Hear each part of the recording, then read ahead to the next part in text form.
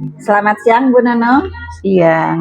Izin ya saya mau wawancara tentang sentra dengan model mopping class. Bagaimana menurut Bu Nunung merancang pembelajaran sentra yang menggunakan model mopping class?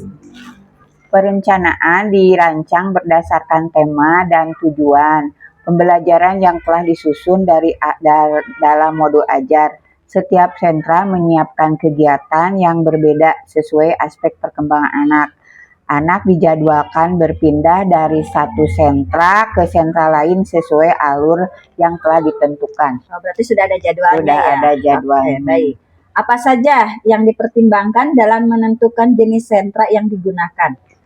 Yang dipertimbangkan melalui tema pembelajaran, kebutuhan perkembangan anak, penyediaan sarana dan prasarana, jumlah guru yang akan mendampingi kegiatan di setiap sentra.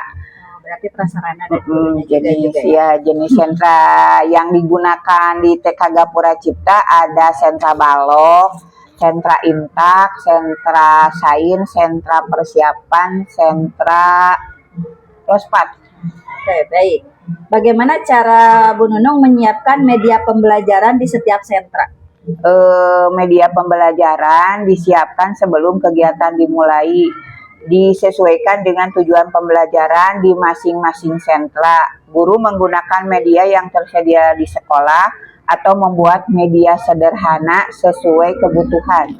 Jadi kalau Bu Nunung pegang sentra apa? Sentra sains. Oh, berarti kegiatan tersebut, media tersebut Bu Nunung hanya menyediakan di sentra sains saja. Disesuaikan dengan modul ajar yang akan disampaikan. Ya. Oke. Bagaimana pengaturan waktu untuk setiap kegiatan dan perpindahan sentra? Waktu kegiatan telah dijadwalkan, namun pelaksanaannya bisa fleksibel. Anak diberi waktu untuk menyelesaikan kegiatan sebelum pindah ke sentra berikutnya. Berarti ada waktu ya? Iya. Baik. Apakah terdapat kesulitan dalam menyusun alur perpindahan anak? Boleh dijelaskan? Ya, masih terdapat beberapa kendala di saat mengkondisikan anak ketika berpindah sentra. Beberapa anak masih belum bisa menyelesaikan, ya masih perlu pendampingan, sehingga perpindahan belum selalu berjalan sesuai jadwal. Kadang-kadang ya. Kadang-kadang. Jadi menunggu anak ada yang ketinggalan menyelesaikan pembelajaran di saat itu. Nah, berarti itu bisa disebut contoh konkretnya ya? Iya. Oke. Apakah ada perubahan dari rencana ke pelaksanaan? Kadang terjadi penyesuaian waktu atau urutan sentra sesuai kondisi anak. Jadi perubahannya sesuai kondisi anak. Kalau anak sudah selesai baru pindah gitu. Berarti ada perubahan ya dalam pelaksanaan. Ada. Oke. Bagaimana proses perpindahan anak dari satu sentra ke sentra lainnya berlangsung? Perpindahan dilakukan secara teratur dengan arahan guru. Anak mengikuti jalur dan urutan sentra yang telah ditentukan. Berarti tadi jadwal sesuai jadwal. Ya. Oke. Bagaimana peran Bu Nunung dalam mengarahkan anak selama kegiatan? Guru berperan sebagai fasilitator yang memberi pijakan, pendampingan, dan motivasi kepada anak selama kegiatan berlangsung. Berarti hanya sebagai fasilitator ya, jadi anak yang aktif. Yang aktif. Baik. Bagaimana suasana pembelajaran saat kegiatan berlangsung? Suasana pembelajaran umumnya aktif, menyenangkan, dan membuat anak lebih bersemangat karena dapat mencoba berbagai kegiatan di setiap sentra yang berbeda. Berarti anak menyenangkan ya bagi anak. Oke. Apakah semua anak mengikuti kegiatan dengan baik? Pada umumnya anak mengikuti kegiatan dengan baik, tapi masih ada anak yang perlu dibimbing dan untuk lebih fokus dan terlibat aktif. Oke, masih ada ya? Ada yang masih belum. Oke. Bagaimana cara mengatasi Bu Nunung anak yang kurang terlihat? Nah, yang tadi kan yang masih perlu bimbingan. Melalui pendekatan, diberi motivasi supaya anak tertarik dan mengikuti kegiatan di sentra itu. Berarti dengan bimbingan ya, pendekatan, motivasi. dan disesuaikan dengan minat anak.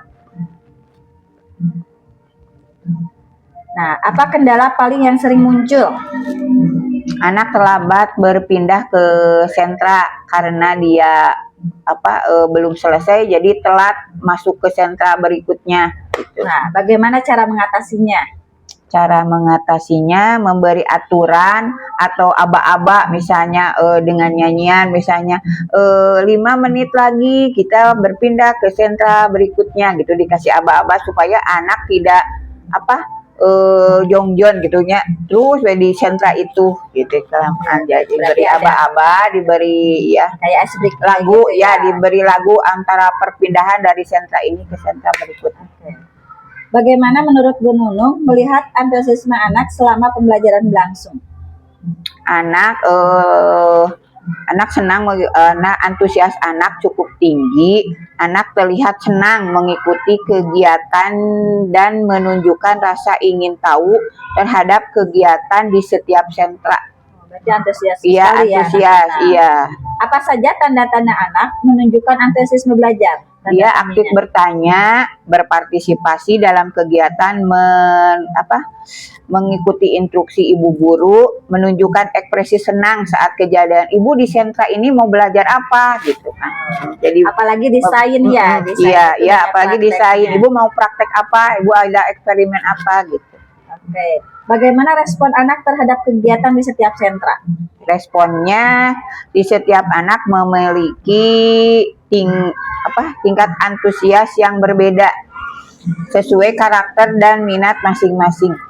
Tapi antusias nggak? Antusias, tapi ya itu tergantung karakter anak. Iya. Oke. Apakah model mopping class mempengaruhi keterlibatan anak? Iya, mempengaruhi, terutama pada sentra yang melibatkan aktivitas bermain langsung dan eksplorasi itu. Ya, berarti sangat terlibat. Sangat terlibat, iya. Anak seperti apa yang paling antusias? Anak yang lebih aktif bertanya, yang ingin tahu, yang dia aktif bertanya, terus juga jadi tidak bosan, anak yang tidak bosan. Jadi dia langsung beraktivitas, langsung ingin mengikuti gitu. Apa yang membuat anak kurang antusias? Kurang antusias, faktor suasana hati, mungkin kelelahan atau tidak nyaman, dia tidak suka dengan sentra itu. Berarti itu ya. Apa saja faktor yang mendukung pelaksanaan model mopping class? Dukungan kepala sekolah, kerjasama dengan guru, antusias anak, dan tersedianya beberapa sarana dan media pembelajaran. Itu ya dukungannya, ya. Prasarana, guru, kepala sekolah. Apa kendala yang dihadapi dalam pelaksanaannya? Keterbatasan ruang, ini iya, sarana, keterbatasan. Mungkin ini juga satu kelas jadi dibagi 2. Oke. Bagaimana kesiapan sarana dan prasarana di sekolah? Sarana cukup mendukung, tapi masih perlu pengembangan agar seluruh sentra dapat berjalan dengan baik. Jadi masih pengennya ada penambahan. Iya, ada penambahan. Bagaimana pengaruh kondisi ruang terhadap kegiatan? Kondisi ruang mempengaruhi kenyamanan, kelancaran dalam pembelajaran. Jadi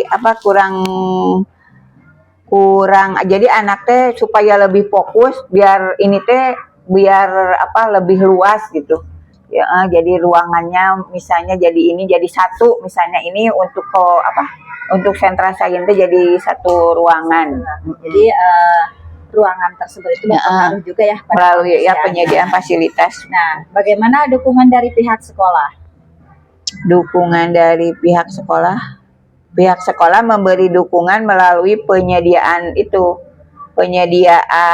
fasilitas, supervisi, serta kesempatan bagi guru untuk mengembangkan pembelajaran sentra. Oke. Faktor mana yang paling berpengaruh? Kerjasama guru, kesiapan sarana, dan kesiapan sarana pembelajaran. Apa solusi yang sudah dilakukan? penataan ulang ruangan, pembuatan media secara bertahap dan evaluasi rutin pelaksanaan mopping class itu. Seperti setiap kegiatan itu Itu ada evaluasi, dan iya. refleksi. Oke, menurut Bu Nunung, apakah model mapping class efektif dalam pembelajaran sentra? Efektif karena dapat meningkatkan keterlibatan dan antusias anak dalam pembelajaran. Meskipun demikian pelaksanaannya belum sepenuhnya optimal dan saat ini diperkirakan baru 70%-an lah gitu di sini. Kan baru 1 tahun ini ya kita melaksanakan sentra. Apa kelebihan model ini dibandingkan pembelajaran biasa? Anak memperoleh pembelajaran beragam, pindah dari sentra ini belajar ini, dari sentra ini belajar ini gitu. Jadi ya. Jadi tidak mudah bosan kepada anak, memiliki kesempatan bereksplorasi kegiatan sesuai sentra. Oke, apa yang perlu diperbaiki ke depannya? Itu peningkatan sarana dan prasarana. Nah, berarti ingin prasarana, penguatan manajemen ya. Oke. Terima kasih Bu Nunung. Semoga ke depannya TK Gapura Cipta dapat menambah prasarana. Iya, amin ya robbal alamin. Udah Bu.